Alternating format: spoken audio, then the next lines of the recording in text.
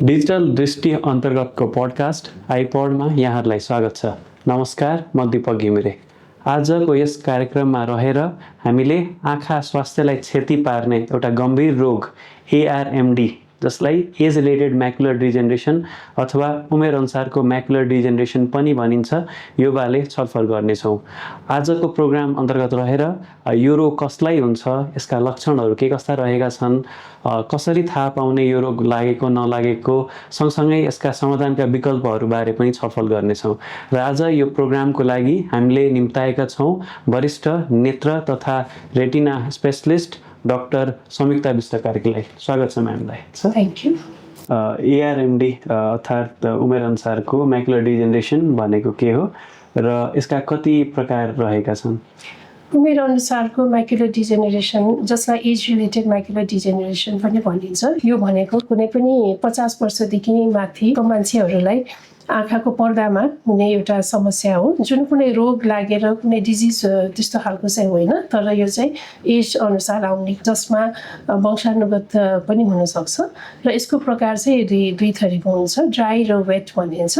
Dry भनेको चाहिँ त्यो आँखाको पर्दामा बिस्तारै खिएको जस्तो खालको चेन्जेस आउने र त्यसले बिस्तारै दृष्टि कम गर्दै लाने हुन्छ भने, वेट भनेको चाहिँ आँखाको बिचमा हेर्ने भाग, जसलाई म्याकुला भनिन्छ, त्यसमा रगत अथवा पानी जमेर बिस्तारै दृष्टि छिटो नै कम हुने खालको कन्डिसनलाई चाहिँ वेट म्याकुलर डिजेनेरेसन भनिन्छ।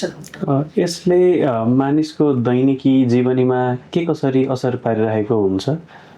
यसले मानिसको हाम्रो लाइफस्टाइल होइन, दैनिकीमा धेरै नै असर पर्छ, किनभने 50-60 वर्ष माथिका हाम्रा बुवा आमाहरूलाई आफ्नो दैनिकी काम गर्नलाई यसले अप्ठ्यारो पार्छ। जस्तो कि नजिकको कामहरू बिस्तारै गर्न नसक्ने, होइन, पढ्ने, अब अहिले यो स्क्रिनहरू युज गर्न नसक्ने हुन्छ। त्यसको साथसाथै कुनै पनि कुरा हेर्दाखेरि चाहिँ नि आँखामा डिस्टोर्सन भन्छौँ, बाङमुटिङ्गो देखेर आफ्नो डे टु डे एक्टिभिटीहरू म्यानेज हुन गाह्रो हुने, त्यस्तो खालका गतिविधिहरू गर्नलाई प्रब्लम हुँदै जान्छ, जो क्रमशः बढ्दै जाने हुँदाखेरि उहाँहरूको दैनिक दिनचर्यामा यसले धेरै नै अप्ठ्यारो पार्दछ। के यो सबैलाई हुन्छ अथवा यसका कुनै स्पेसिफिक रिस्क फ्याक्टरहरू रहेका छन्? विशेष गरेर यसको रिस्क फ्याक्टर भनेको चाहिँ उमेर नै हो। अब उमेरलाई त हामीले रोक्न सक्ने भएन, तर अरू केही रिस्क फ्याक्टर्सहरू पनि हुन्छन् यसमा। सबभन्दा ठुलो चाहिँ वंशानुगत कुरा आउँछ, जसमा अब हामी कसैको पहिला बुवा आमा बाजे बजे अथवा आफ्नो एक्सटेन्डेड फ्यामिली कसैलाई यो समस्या भएको छ भने उहाँहरूमा चाहिँ यसको यो समस्या देखिने डबल चान्स हुन्छ भनेर अहिले रिसर्चले प्रुभ गरिसकेको छ। र अरू रिस्क फ्याक्टरहरूमा चाहिँ विशेष गरेर स्मोकिङ, जसले चाहिँ स्मोक गर्नुहुन्छ उहाँहरूलाई चाहिँ बढी यो देखा पर्ने र प्रोग्रेसन पनि छिटो हुने, छिटो यो दृष्टि कम हुँदै जाने चान्सेस रहेको हुन्छ। त्यसदेखि बाहेक अब अल्कोहल कन्जम्सन, जसले मादक पदार्थहरू सेवन गर्नुहुन्छ, हेल्दी खानेकुरा डायटरी मेन्टेन गर्नु हुँदैन, जस्तो कि ग्रिन भेजिटेबल फलफुलहरूको सेवन कम गर्नुहुन्छ, उहाँहरूलाई चाहिँ नि अरूभन्दा यो समस्याले छुने चान्स बढी हुन्छ। तर त्यसो भन्दाखेरि एउटै मात्रै रिस्क फ्याक्टरले यसले गरिहाल्छ भन्ने भएन। मेन चाहिँ उमेर र वंशानुगत यसको मेन रिस्क फ्याक्टरहरू हुन्, र अरू स्मोकिङ, अब खानेकुराहरू नमिल्दाखेरि चाहिँ यसले प्रभाव पार्न सक्छ।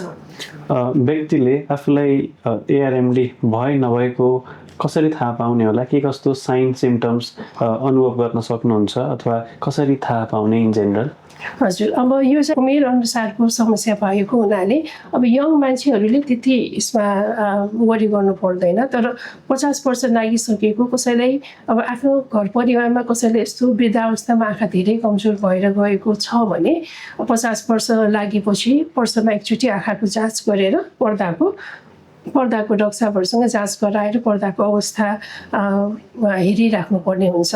त्यसो गर्दाखेरि चाहिँ छिट्टै यसको म्याकुलर डिजेनेरेसन सम्बन्धी पर्दामा हुने चेन्जेसहरू आइडेन्टिफाई भएर त्यसलाई रोक्नपट्टि हामी लाग्न सक्छौँ। अब त्योदेखि बाहेक अब अलि एल्डरली हुनुहुन्छ, 60-70 वर्षको बुवाआमाहरू हुनुहुन्छ र उहाँहरूलाई चाहिँ अकस्मात आँखाको अगाडि कि बादलले छेकेको जस्तो हुने, बिचमा हेर्न गाह्रो हुने, मान्छेहरूको अनुहार नचिन्ने हुँदै गएको छ भने चाहिँ तुरुन्तै पर्दा रोग विशेषज्ञबाट आँखा जाँच गराएर यो म्याकुलर डिजेनेरेसन हो कि होइन भन्ने कुरा पत्ता लगाउनु पर्ने हुन्छ।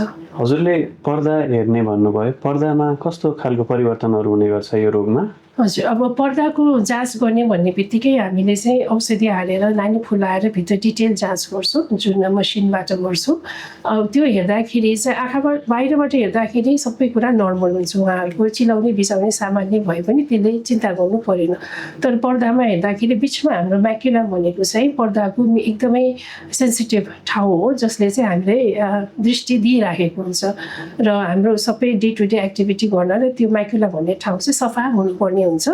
त्यो ठाउँमा चाहिँ नि अब केही ड्रुजेन भन्ने एउटा पदार्थ हुन्छ जुन चाहिँ वेस्ट प्रडक्ट हो पर्दाको, त्यो जम्मा भएर बस्ने र त्यसले हाम्रो पर्दाको एकदमै सेन्सिटिभ सेलहरूलाई डिस्टर्ब गरेर त्यसको त्यहाँ चाहिँ नि सफा हुनुपर्ने ठाउँमा अलिकति फोहोरहरू जम्मा भएको जस्तो देखिन्छ। त्यो देखिसकेपछि हामीले त्यसलाई डिटेलमा हेर्दाखेरि कहिलेकाहीँ रगत पानी जमेको पनि देखिन्छ, जुन चाहिँ वेट फर्म हो म्याकुलर डिजेनेरेसनको।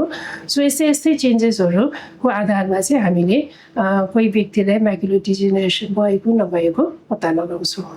यो बाहेक अरू पनि कुनै टेस्टहरू गर्नुहुन्छ कि जानकारीको लागि? हजुर, अब पहिला 10-15 वर्ष अगाडि चाहिँ अब यसरी हामीले मसिनमा हेरेर म्याकुलर डिजेनेरेसन हो होइन भन्ने कुरा पत्ता लगाउन सक्थ्यौँ र अब एक्ज्याक्टली ड्यामेज कति छ पर्दा हो भन्ने कुरा थाहा हुँदैन थियो। तर अब अहिले टेक्नोलोजीको विकास सँगसँगै त्यो आँखाको पर्दाको स्क्यान गर्ने मसिनहरू हुन्छ, जसलाई ओसिटी स्क्यान भनिन्छ, त्योद्वारा एकदम एक्ज्याक्टली कति चाहिँ पर्दाको कति पर्सेन्टेज भाग ड्यामेज भएको छ, कुन लेभलसम्म ड्यामेज भएको छ र भविष्यमा यो कतिको प्रोग्रेस भएर जान्छ भन्ने कुरा चाहिँ ओसिटी भन्ने एउटा स्क्यानबाट हामीले थाहा हुन्छ। डाक्टर साहब, यो त एकदमै भयावह खालको नै रोग रहेछ। कसरी यसलाई समाधान गर्न सकिएला अथवा कसरी म्यानेज गर्न सकिन्छ यो रोगलाई? हजुर, अब यो रोग भन्दा पनि यसलाई चाहिँ मैले कन्डिसन भन्छु, कुनै अवस्था हो पर्दाको, जसलाई चाहिँ हामीले कुनै पनि कन्ट्रोल गर्ने यसको मेजर अहिलेसम्म निस्केको छैन। तर यो अवस्था सुरु भएको छ कि छैन भनेर हामीले जति छिटो पत्ता लगाउन सक्छौँ त्यति नै यसलाई रोकथामका केही उपायहरू अहिले निस्केका छन्। जस्तो कि अब ड्राई चेन्जेस छ, भित्र सुक्खा छ पर्दा, तर यो म्याकुलर डिजेनेरेसन सुरु भइसकेको छ भने चाहिँ हामीले त्यसलाई उपचार एकदम एक्टिभली लागेर त्यसलाई अपरेसनहरू गरिराख्नु जरुरी हुँदैन, त्यसको अपरेसन पनि छैन। तर केही हामीले उहाँहरूलाई काउन्सिलिङ गरेर होइन हेल्दी लाइफस्टाइल जस्तो कि स्मोकिङ नगर्ने, अनि हरियो सागपात फलफुलहरूमा जोड गर्ने र त्यसका साथसाथै केही भिटामिनहरू हुन्छन् जसले पर्दाको हेल्थलाई अलिकति मेन्टेन गरिदिन्छ, त्यस्तोहरू सेवन गर्न दिएर त्यसलाई केही हदसम्म रोकथाम गर्न सक्छौँ। त्यसका साथै अब भित्र रगतै जमेको छ, पानी जमेको छ, वेट चेन्जेसहरू आइरहेछ भने चाहिँ त्यसलाई हामीले आँखामा इन्जेक्सन लगाएर पनि त्यसलाई रोकथाम गर्ने उपायहरू अहिले हुन्छ। आम जनमानसमा सँगसँगै धेरै भ्रमहरू पनि, जसलाई हामीले मिथ भन्छौँ, भ्रमहरू पनि फैलिरहेको हुन्छ एआरएमडी सम्बन्धी। त्यस्तो भ्रमहरूमाथि तथ्य बारे म्यामले केही प्रकाश पारिदिनुहुन्थ्यो कि?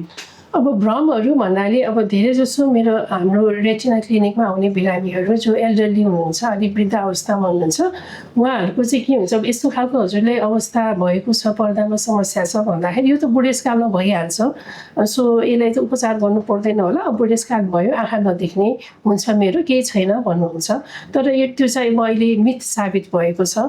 यस्तै खालको अवस्थाहरू म्याकुलर डिजेनेरेसनले आँखा अन्धै हुन्छ भन्ने छैन।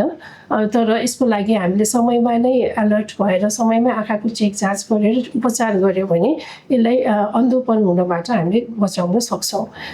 भइसकेको चेन्जेसले हामीले धेरै सुधार गरेर भिजन 100% ब्याक गर्न सक्दैनौँ, तर केही हदसम्म दृष्टि सुधार गर्ने तथा मेन चाहिँ यसले रोक्ने हाम्रो उपायहरू हुन्छ। त्यसैले यो म्याकुलर डिजेनेरेसनले अन्धो नै बनाउँछ, आँखामा सुई लगाए पनि केही फाइदा हुँदैन भन्ने मिथ चाहिँ हाम्रो जनमानसमा धेरै नै छ। त्यो चाहिँ नि सत्य होइन। त्यसको कुन अवस्थामा बिरामीको डायग्नोसिस भएको छ र उहाँहरूले ट्रिटमेन्ट उपचारको लागि कतिको रेगुलर गर्नुभएको छ त्यसमा डिपेन्ड गर्छ। हजुर, धन्यवाद म्यामलाई। कार्यक्रमको हामी लगभग अन्तिमतर्फ नै आइसकेका छौँ। कुनै सामान्य वेमा 1 2 3 4 गरेर प्रिभेन्सन कसरी एउटा व्यक्तिले यस रोगलाई हुनबाट रोक्न सक्नुहुन्छ, त्यस्तो केही सन्देश दिन चाहनुहुन्छ कि हाम्रो दर्शकहरूलाई? अब म्याकुलर डिजेनेरेसन अघि पनि मैले भने कुनै रोग कुनै कीटाणुले गरेको समस्या होइन, जस्तो सुगरले गरेको पनि होइन। यो आफै आफ आउने आँखामा आउने एउटा अवस्था हो जसलाई हामीले रोकथाम गर्न सक्यौँ भने मान्छेको व्यक्तिको जीवनमा यसले धेरै असर पार्दैन। तर समयमा थाहा नभएर यो चाहिँ प्रोग्रेस हुँदै गयो, बढ्दै बढ्दै गयो भने यसले अन्धो बनाउने हुँदा हामीले समयमा नै 50 वर्ष पुगिसकेपछि, विशेष गरी परिवारमा आफ्नो सदस्यहरू कसैलाई यो पहिला भएको छ भने नियमित रूपमा वर्षमा एकचोटि आँखाको जाँच डिटेलमा पर्दा रोग विशेषज्ञबाट गराउनु पर्ने हुन्छ, जसले यो रोग हुनबाट बचाउने तथा भएको छ भने समयमा यसलाई रोक्न मद्दत गर्दछ। अर्को कुरा, हामीले हाम्रो लाइफस्टाइलमा अलिकति ध्यान दिनुपर्ने हुन्छ, जस्तो कि स्मोकिङ नगर्ने, मादक पदार्थहरू नपिउने र हाम्रो आँखाको स्वास्थ्यको लागि चाहिने हरियो सागपात फलफुलमा जोड गरेर तथा अब व्यायामहरू गर्ने, आफ्नो शरीरलाई हेल्दी राख्यो भने यो कन्डिसनबाट हामीले अन्धो हुनुपर्ने दिन आउँदैन। धन्यवाद डाक्टर संयुक्ता, हजुरको समय दिनुभएकोमा। Thank you so much. आशा छ आजको पडकास्टबाट हजुरहरूले एआरएमडी सम्बन्धी विस्तृत रूपमा जानकारी लिनुभएको होला। आफूलाई यो रोग भए नभएको जानकारी लिनको लागि नेपालभरि फैलिएको दृष्टि आँखा केन्द्रको सञ्जालहरूमा गई आँखा चेक गराउन नबिर्सिनुहोला। साथै यस्तै आँखा सम्बन्धी रोगको जानकारी पाउनको लागि दृष्टि आँखा केन्द्रको सोसल मिडिया ह्यान्डलहरूलाई पनि फलो गरिदिनुहोला।